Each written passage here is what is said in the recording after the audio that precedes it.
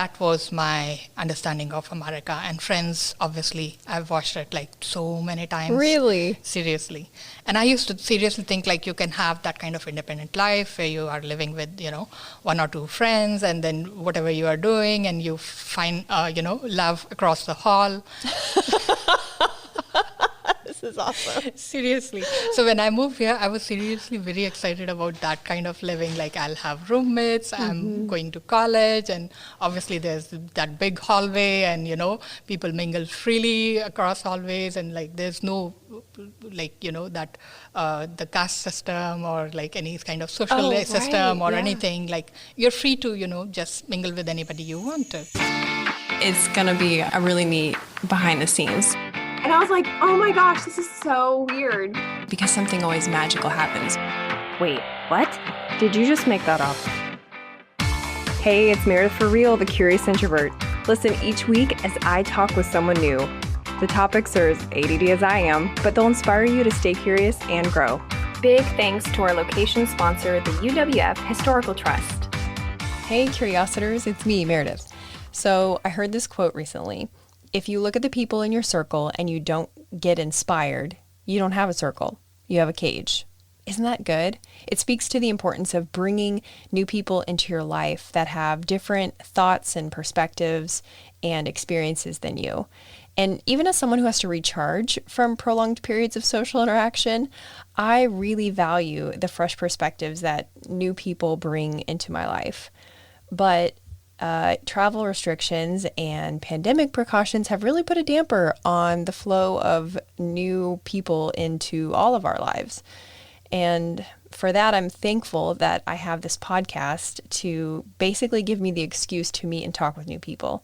And my hope, my honest to God hope, is that it feels like that for you too. It feels like meeting new people every week who bring new perspectives, experiences, stories into your life in a way that honestly you can easily make time for while you walk your dog or drive to the office or pretend to be on a work call while you hide from your children, whatever. So I hope you enjoy meeting this week's guest. I know I did. And I was so surprised by the things that she noticed when coming from India to the US for the first time. She also gave a lot of references to different things in this episode, all of which will be in my Saturday email.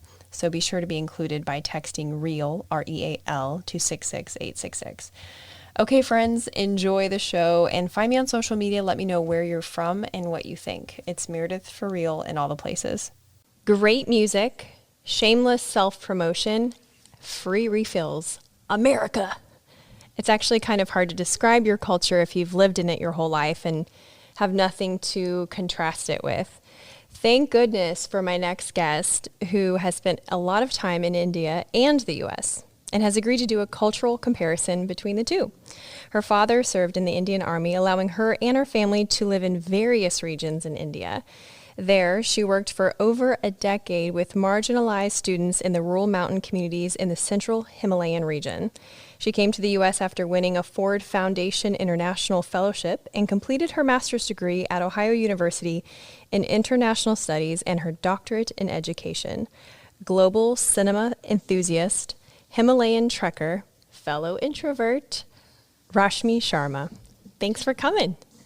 Thank you for having me. So I would like to open with a confession, if that's okay. Yes. Okay. I love the Netflix show India Matchmaking. Have you seen it?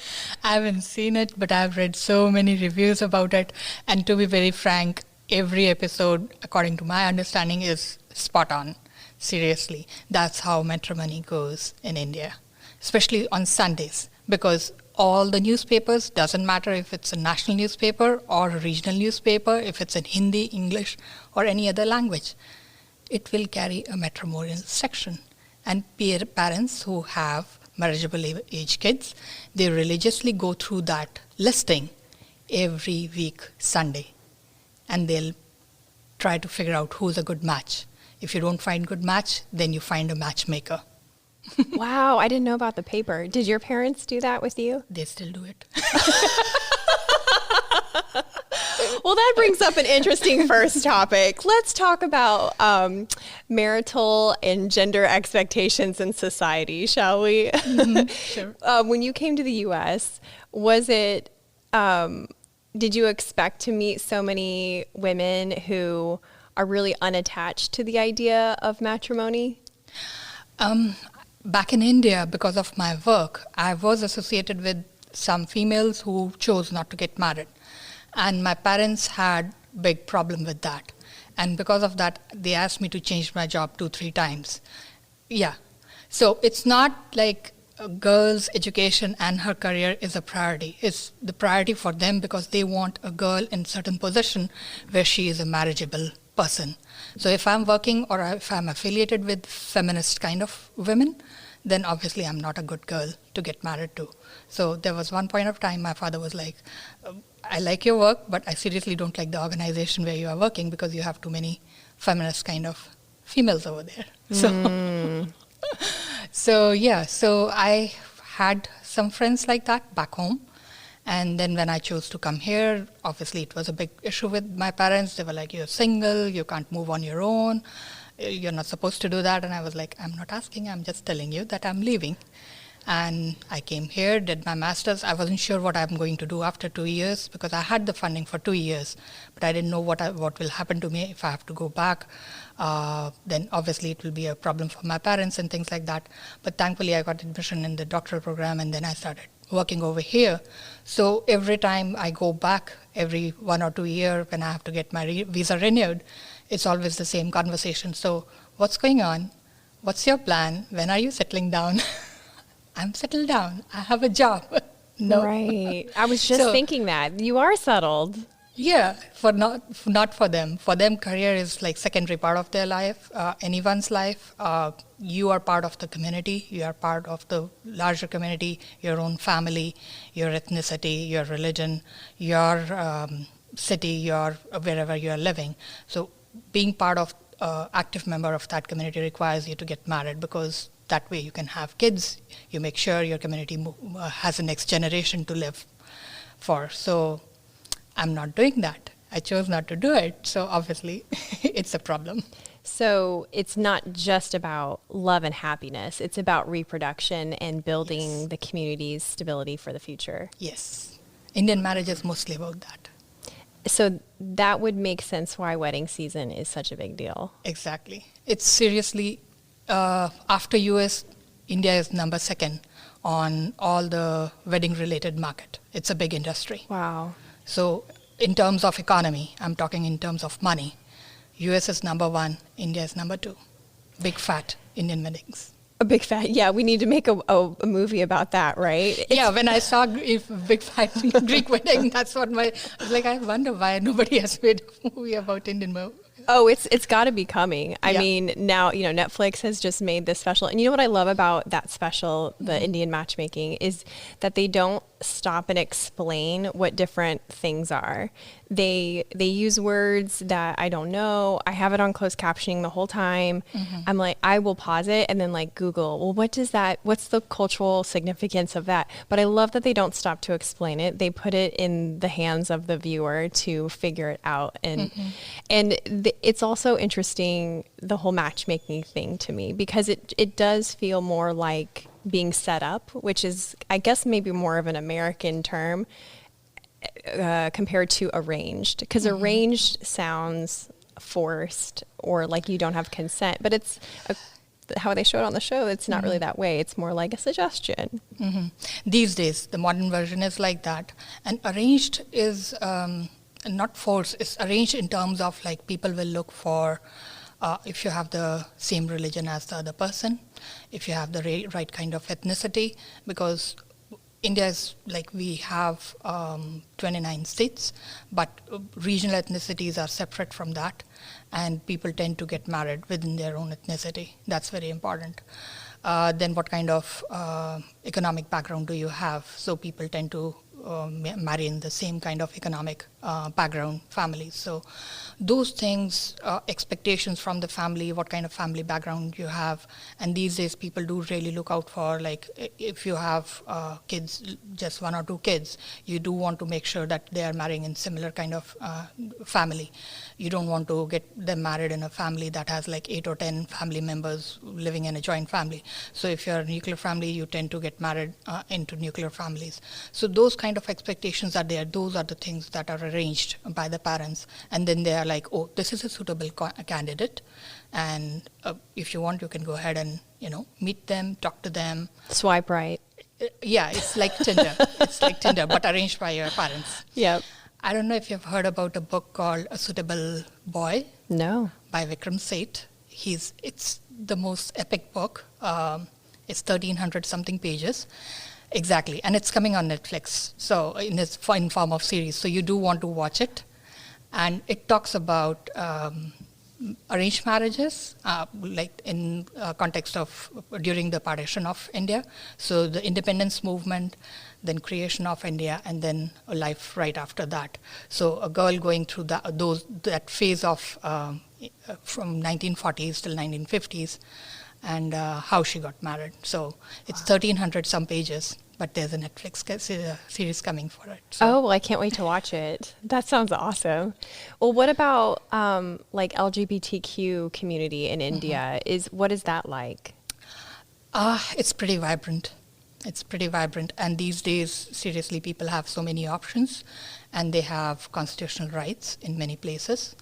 I had 1 or 2 friends back in 2010 when I left.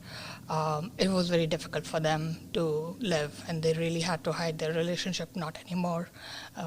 They are living together. They are following the constitutional rights that they have. Yes, it's still problematic society-wise, religion-wise. People don't accept it, but they do have some constitutional rights. They don't have right to get married, but they can live together. So it's not, to be gay is not a crime in India? There is some criminal aspect to it, but if you have a proper live-in relationship, that's fine.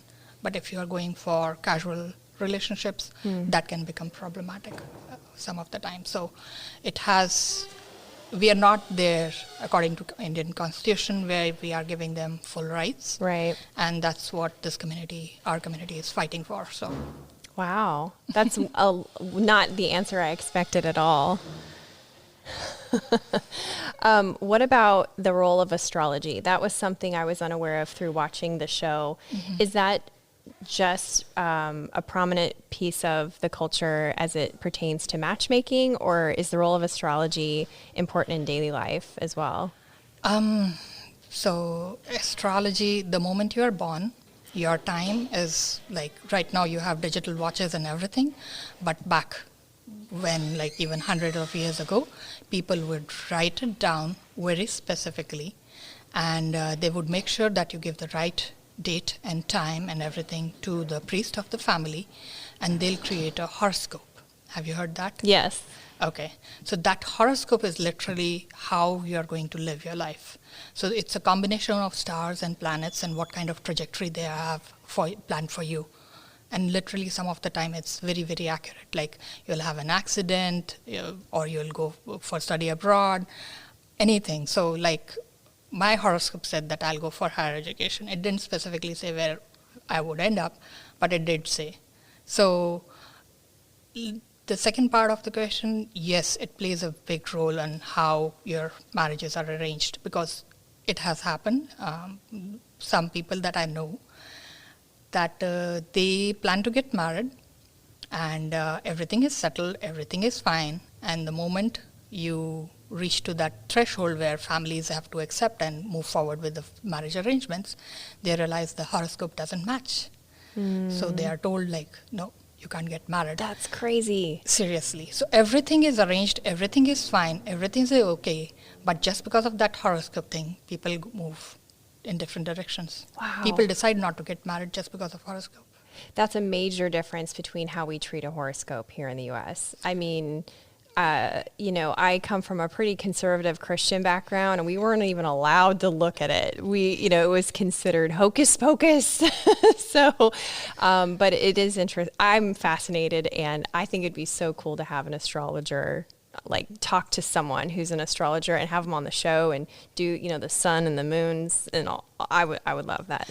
There are a lot of shows like that in India. So early morning, my mother would do that. She will watch like how your day is going to be according to your specific, like when you were born or the first letter of your name or according to your birth date, because Indian calendar is separate from the Western calendar. So there are 2-3 different type of horoscope every day.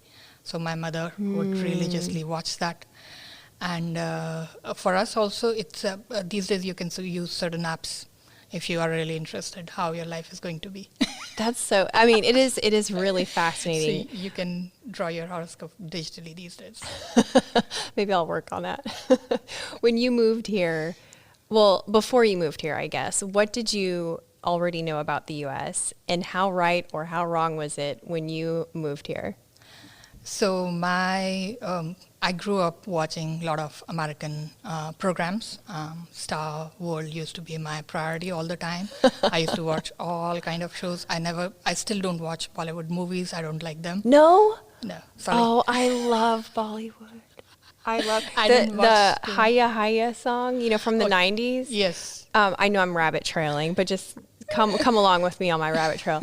One night, my husband and I were staying up really late. He loves discovering new music, and he discovered the song, and he was like, "Oh, I love this. What is this?" And he looked up the music video, and I kid you not, he probably be mad at me for sharing this with God and everyone, but we danced in the kitchen for quite some time to that song, and we were like, "Oh my gosh, they're on a train!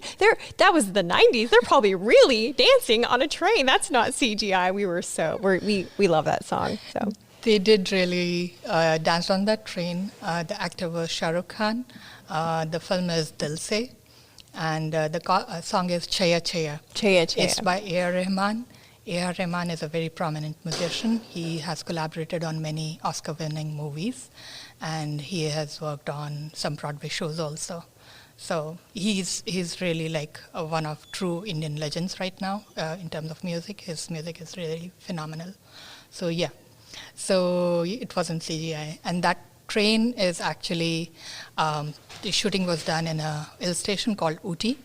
And that train is more than 100 years old. It was started by Britishers. And so it's called Toy Train. And it moves really slow. So it was easier for them to make arrangements for having a dance sequence on that train. Oh my gosh, it was incredible. So yeah, it's still like after, I think it's been 20 years. So it's still a big hit. Like there are a lot of American Idol kind of dance shows in India. Indian Idol and Dance India Dance or whatever. And they'll have one performance of that song always. So now I need to get some Indian Netflix so I can watch Indian Idol. Like, you've got my brain turning. I've got homework. I got to look up my astrology stuff. I've got Indian Idol I need to find. So I'm sorry. We can come back for my rabbit trail now. So back to what you were saying about you watch Star Wars and lots of American TV. Yeah, it's Star World. So we get a lot of Star World in India.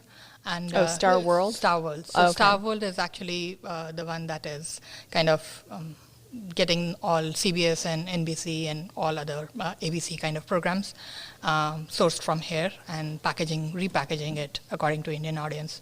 So I used to watch a lot of that. And that was my understanding of America. And Friends, obviously, I've watched it like so many times. Really? Seriously. And I used to seriously think like you can have that kind of independent life where you are living with, one or two friends and then whatever you are doing and you find, love across the hall. This is awesome. Seriously. So when I moved here, I was seriously very excited about that kind of living. Like I'll have roommates, I'm going to college, and obviously there's that big hallway and, people mingle freely across hallways and like there's no that the caste system or like any kind of social system or anything. Like you're free to, just mingle with anybody you want to. But sadly that doesn't happen. because I was an international student. So, yes, you are living in specific housing communities, but it's with studies and all the other things that you're supposed to do, it's very difficult to have that kind of like, especially friends level of friendships, because if I rewatch some of those episodes, I'm like, so what exactly is their work? What exactly are they doing? Because they are sitting in that coffee shop the whole time. Exactly. So we didn't have that kind of time to just, go through like our life like that. So, yeah.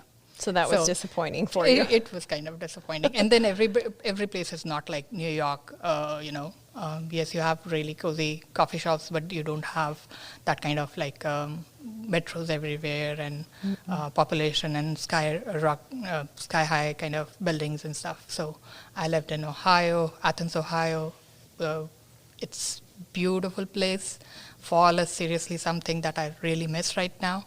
But in terms of like large population and everything, those things are very, very different. Midwest is very different, and we don't see that in any kind of shows. We don't see that. No, we definitely don't. What was it about American culture that you fell in love with the most? Hey everyone, just a quick interruption to show gratitude to our sponsors and give you some special deals. The UWF Historical Trust. We shoot the show in the Museum of Commerce and the T.T. Wentworth Museum. And not only is this an amazing step back into the 18 and 1900s, but it's an event space too. How cool is that? You can see everything at historicpensacola.org. If you want to tour one of the 12 museums, and yes, Pensacola has 12 museums, and you get your tickets in person, show the ticket agent one of my emails and you'll get $2 off an adult ticket. You can get emails by texting REAL to 66866. So I don't have kids, but I also want to tell you about It's Your Magazine. They're a national family-centered publishing company with free parent magazines. They have parenting advice, events, and inspiration. I'm actually in a networking group with the publisher, and this guy is all about family. You can view a free magazine in cities in Texas, Oregon, Washington, and Florida by checking them out at itsyourmagazine.com. And INSEC. So I've always felt iffy about pesticides. Then the mosquitoes got so bad, I would get covered in them from walking from my house to the car. I called INSEC, and to say I've been impressed is an understatement. When the treatment wasn't quite doing it, the owner actually came to my house. He found the breeding sites, identified the species of mosquito, and adjusted my treatment to that species. That's when I found out he's also a beekeeper, and pollinator issues are always top of mind. So if you're in the Florida Panhandle or Gulf Coast of Alabama, give him a call, ensec.net. And Dr. Rob Thompson in Pensacola, Florida. There are 1 million chiropractors in this town, but Dr. Rob is different. He doesn't just give you a crack pop and a slap on the ass. I mean, that would actually be really inappropriate. His pledge is to provide fast, efficient pain relief with no drawn-out treatment plans or surprise bills. Since COVID, we all got 99 problems. Don't let pain be one of them. drrobchiropractic.com. Now back to the show. The open society, the freedom. I can choose to work late at night. It's my choice. If I want to stay in my office till 12 o'clock, and if I'm working late, that's perfectly fine. If I'm not going to office, like right now I'm sitting over here, that's fine as long as my work is done. Like nobody is like watching over you. Back in India, I had a boss literally like 9 o'clock, where is she? And 5 o'clock, everybody should just disappear. Like nobody should be in the office. So that kind of doesn't leave much space for creativity. And then there's no social barrier to any kind of, like, if I want to talk to somebody, it's up to me to start a conversation, and that's about it. I don't have to worry about anything. You're talking about no caste system. Caste system also, and in terms of like talking to somebody from LGBT community. Back in India, like if I'm meeting a person from that community, and if we decide to go back to a restaurant or watch a movie or do some, any kind of friendly activity, if somebody sees me with that kind of person, a phone call will go back to my home. Seriously, that has happened so many times, like literally I'll be out of my fingers to tell you how many times somebody has called my home to tell my father that they saw me somewhere. Oh, wow. See, those are not things I would have even So over here, there's considered. nobody calling anybody. No, you are That truly, yeah, that is really fascinating. So my parents are very liberal. They are not conservative. It's not like they are going to mind as long as they know where I am Yeah. and what time I'm going back home. That's perfectly fine with them. And usually they know what my friend circle is, people I'm talking to. I have friends everywhere. So they know that I'm a very serious person. I'm not like running around with boys or anything. But at times it will be like very like annoying that somebody saw you, didn't talk to you, Right. didn't make it obvious that they saw me. Like if you saw me, just come and say, oh yeah, hi or whatever. But they chose to call my father back Right. home that, yeah, we saw your daughter over there. Like, what's that to you? Exactly. And it's funny that you bring that up because until I watched, I know I'm referring to this Netflix show a lot, but It's okay. until I watched it, I thought that was perhaps an expectation or a dynamic around females only. But as I watched the show, there's one poor bachelor in this show that his mom controls his life. So it doesn't seem to be completely affected by gender. It's different. I noticed, the men and the women were treated differently. But what you're talking about, how like someone called your dad, if, you had a brother and he hung out with someone that your parents potentially would not approve of, a phone call would still be happening, correct? Yes, Yeah. yes, that's for sure. And parents do have a say, they do have a control over your life in a good way, because they do want to make sure that you are not, wasting your time, you're studying properly, you're meeting the right people that you're supposed to. So in their own way, they try to do the best. Yeah. It can get, again, my family was very liberal because, again, my father was in army, so we traveled a lot. And again, we lived in so many different places, so many different ethnicities, different languages, different religions. We were exposed to everything from the very beginning. So it was for my parents for them to expect anything different from me when I was an adult. It would be, they just couldn't imagine a life for me like that. And then again, because we have had that long history in our family where we have served in army. So my father is a third generation army officer. Oh, wow. So he was exposed to this kind of life growing up, and then his father was. So they have had very different kind of life altogether. So obviously, they can't expect me to behave in a certain way where people's expectations are very, different and very narrow. Yes, So, exactly. Yeah. Well, I know our time is inching to an end, but I have so many more questions. Can you tell me if there was something that you could import from India, whether it's an idea or an actual thing to have here in the United States, what part of Indian culture do you wish was more integrated into typical American culture? I would say food. Preach. Amen, sister. Bring on some Indian food. Yes. Because seriously, I believe that Indian meal is more like a balanced meal. Your proteins, your vitamins, your carbohydrates, everything is very, very balanced. It's very nutritious, and you have the right combination of sweet, sour, bitter, and everything. So, and we do find Indian food over here. There are really some good restaurants, but I don't find authentic Indian meal that I'm used to at home. So that's one of the things that I seriously miss. And being a vegetarian, that's one of the things I was like, if something can be done over here, like seriously, the vegetarian people would love that. Oh, absolutely. A lot of vegetables. Even just have access to the spices. I love to cook Indian food and all different kinds of Asian, Southeast Asian food. But I have to special order those spices because they are not at Publix. There is an international market. Is there? Yes, W Street. Oh, okay. I'll send you the address. Thank you. Man, I think I got more out of this chat than you got out of it. Are there any other contrasts between Indian and American culture that you want to highlight that are noteworthy? We have talked about the song and dance, Bollywood films. Even though I don't watch them too much, I'm very picky about what I watch. So, but there is really good Indian cinema out there that's like not very well known over here.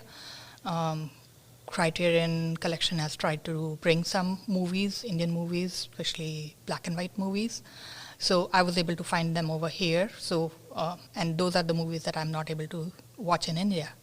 So Interesting. yeah, so some of that connection should be, I think there's a possibility for that because Indian cinema is very vibrant.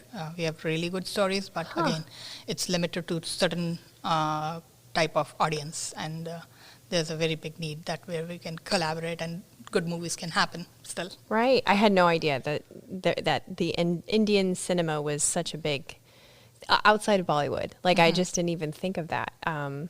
So I'll have to, yeah, I need a list of things to do after this. I'm so excited. I'll send you the list of some good movies. Since you are the movie lover.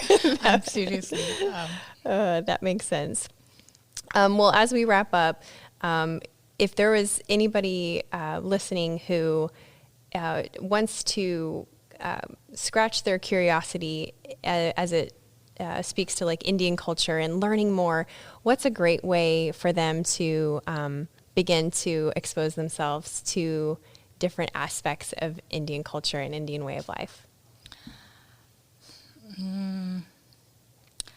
The Netflix show is a good place to start. There's some Indian comedians also over here. I would be remiss. Akash, do you like him? Yes. I do too. There are a couple of them. Hassan Minaj is there. He makes a lot of jokes about arranged marriages. Then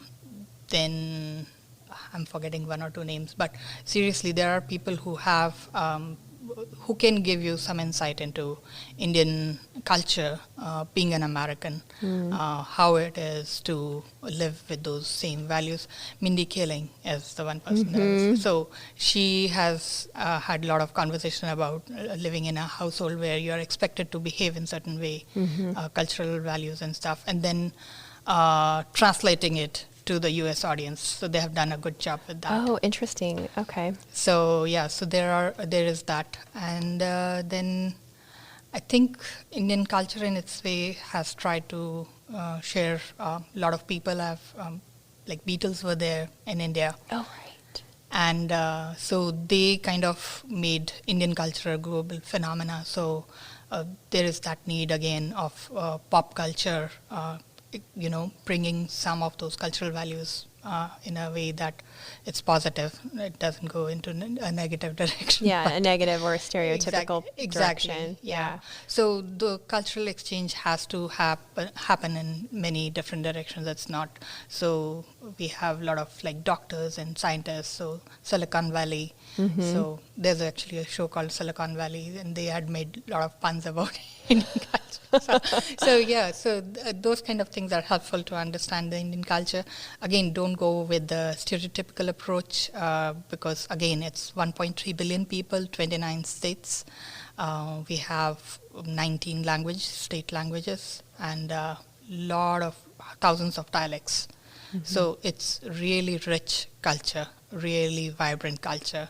So just because one or two Indians is just like tip of an iceberg kind of thing that So every Indian will be like, depending on what kind of background they have, which state they have, religion again. So you try to meet as many Indians as possible. Just don't make your opinion about India based on one Indian that you have met. That's solid advice. I think that's the perfect place to wrap up. Thank you so much for sharing. I enjoyed this so much, and I hope that other people did too, and that they do follow the rabbit hole. Right. I hope too. That's a wrap. Nice job. Thank you. Are you still listening? Just kidding, of course you are. Since you're here, here's some ways you can support the show. Stalk me on social media, leave a review, share an episode with a friend, or check out my Teespring page for delightfully sarcastic apparel.